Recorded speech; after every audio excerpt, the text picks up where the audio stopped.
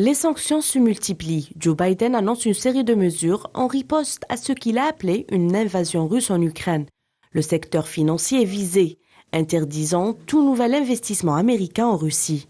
Nous appliquons des sanctions de blocage complètes à l'encontre de deux grandes institutions financières russes, la VEB et leur banque militaire. Nous mettons en place de vastes sanctions sur la dette souveraine russe. Cela signifie que nous coupons le gouvernement russe du financement occidental. Elle ne peut plus lever des fonds auprès de l'Occident et ne peut pas négocier sa nouvelle dette sur nos marchés ou sur des marchés européens. Dès demain et dans les jours à venir, nous imposerons également des sanctions aux élites russes et aux membres de leurs familles.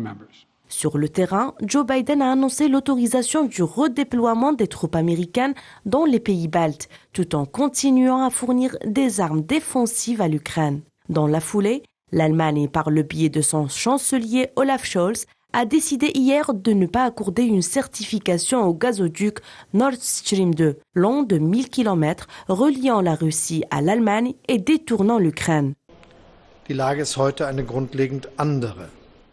La situation est aujourd'hui fondamentalement différente.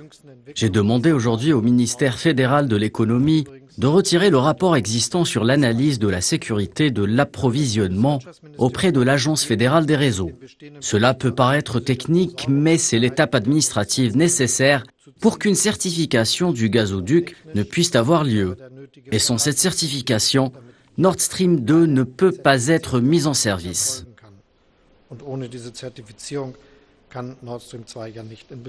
Boris Johnson, le Premier ministre britannique, s'est dit prêt à aller plus loin dans les sanctions et dit s'attendre à une longue crise en Ukraine après la reconnaissance par Moscou de régions séparatistes pro-russes dans l'est du pays.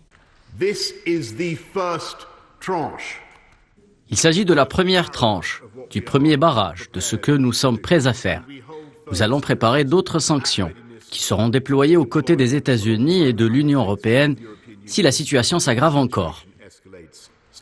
Justin Trudeau, le Premier ministre canadien, pour sa part, a annoncé l'interdiction de toute transaction financière avec les banques russes. Il somme les Canadiens à ne pas effectuer de transactions étrangères avec les territoires séparatistes pro-russes de Lougansk et de Donetsk.